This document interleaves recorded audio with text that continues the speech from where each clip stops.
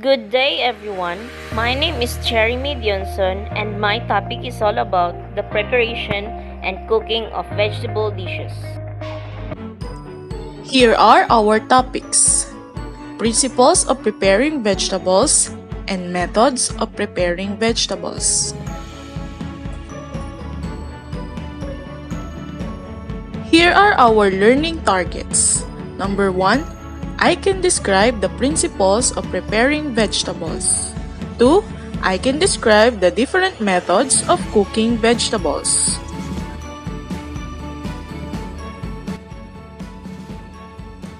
Vegetables are edible parts of plants. They may be roots, tubers, bulbs, stems, leaves, flowers, seeds, or legumes. They may be served cooked or raw in their natural state or in a completely changed appearance. The nutritional content of vegetables as well as their taste and texture is affected by how you handle them, and especially by how you cook them. Here are some guidelines to keep in mind.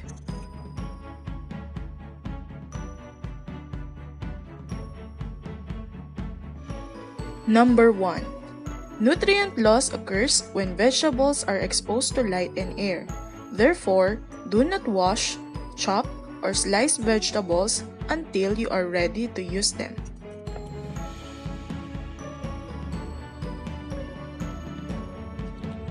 While vegetables should always be washed before you cook or serve them raw, long soaking is not recommended, as it can leach out water-soluble vitamins. You can quickly but thoroughly rinse vegetables under cold running water or dunk them in several changes of water in a basin. Use a soft brush to remove dirt that clings. Lukewarm water also helps to release sand and grit from leafy vegetables. Remember that many nutrients are concentrated just beneath the skin. If possible, do not peel vegetables such as potatoes and beets, or cook them in their skins and peel them after cooking, when their thin skins will slip off. In general, most vegetables should be cooked until they are barely tender or crisp tender. Only then will they retain most of their nutrients, bright colors, and fresh flavors. Of course, this rule does not apply to every vegetable. Potatoes, for instance, need to be cooked until tender or they will be inedible.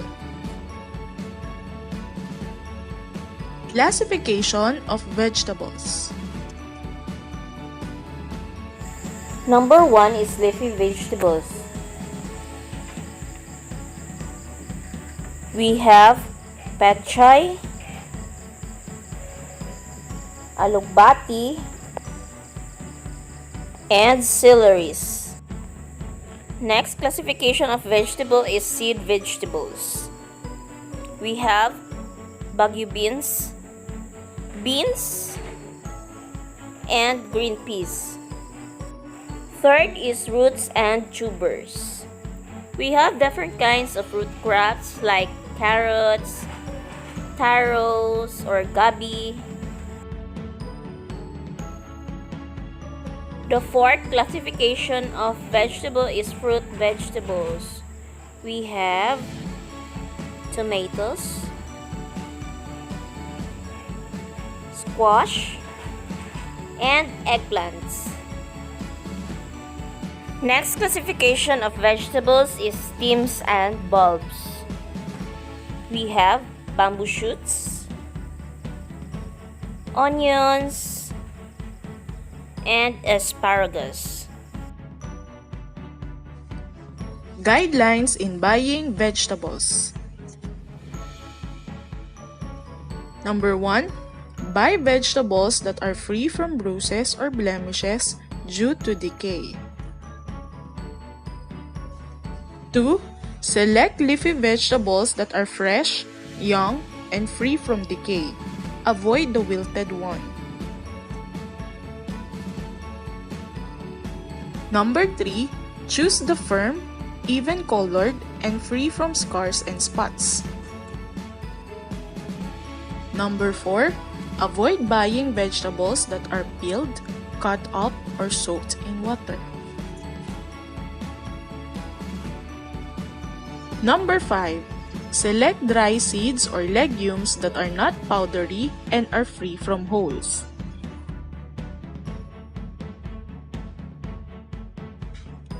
Methods of cooking vegetables.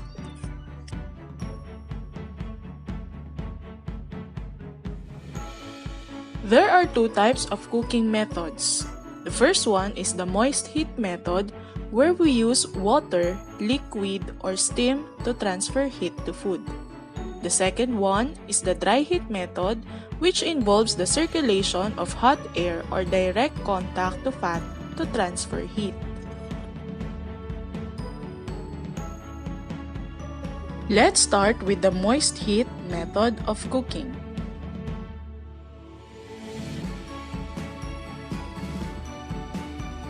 The first one is the boiling method or the blanching method. It is a mise en place method commonly used in professional kitchens when prepping qualities of vegetables for service. Most any vegetable can be blanched or fully cooked in this fashion. The vegetables are submerged in a large quantity of rapidly boiling water that is highly salted and then cooked for a prescribed amount of time. Then, they are drained and plunged into an ice water bath to stop the cooking process. The blanching method brightens and sets the color of the vegetables, especially green varieties. Blanching also acts as a preservative because the process deactivates enzymes that turn plants soft, brown, or otherwise unsavory.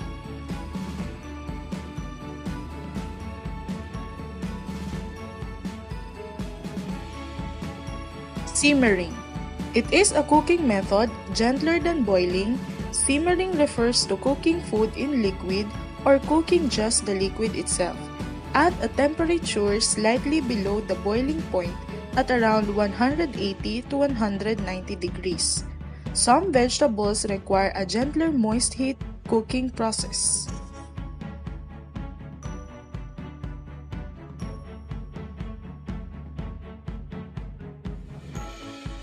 Poaching.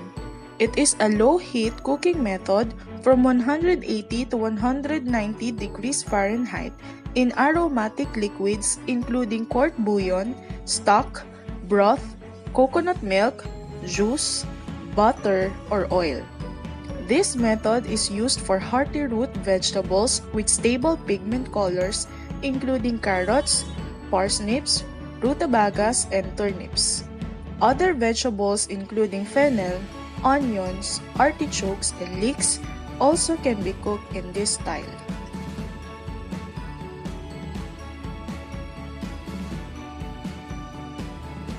Sous vide. It is done in a vacuum package with an immersion circulator or hot water bath at 190 degrees Fahrenheit or at 88 degrees Celsius. The vegetables are trimmed, lightly seasoned, oiled, and sealed. The cooking temperature and method are similar to poaching. The advantage of vacuum packaging is that it locks in all the flavors of the vegetables. The process can be used for any type of vegetables.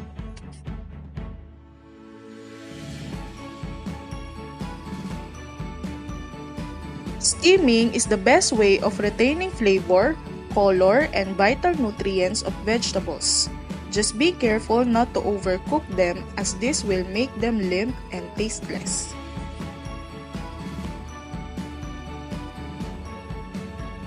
Glazing. This method is used for a wide variety of vegetables. Glazing is done in a shallow pan with a small amount of water along with butter, sugar, and salt. Add other herbs and spices as desired. Various liquids including wine, stock, or juice can be incorporated.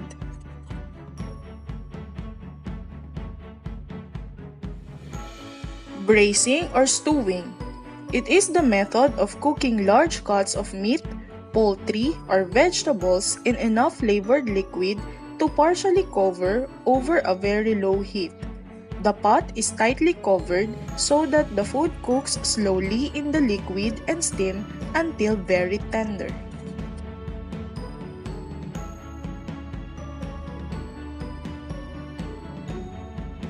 Dry heat cooking methods.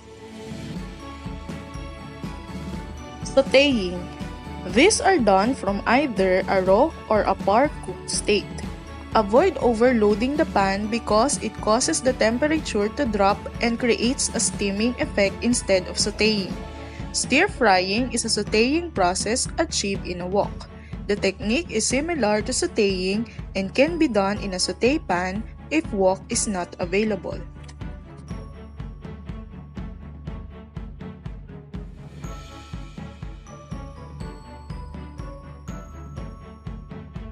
Frying vegetables. It produces a crisp texture with a caramelized taste. It uses more fats or oils in the cooking process than sautéing and is divided into two categories: pan-fried and deep-fried. Vegetables cooked using these methods are often coated with breading or are butter dipped to create fritters or tempura.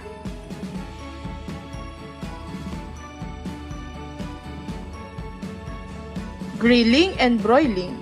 Cooking vegetables on heated coal or oven until the skin begins to blister and the middle becomes soft.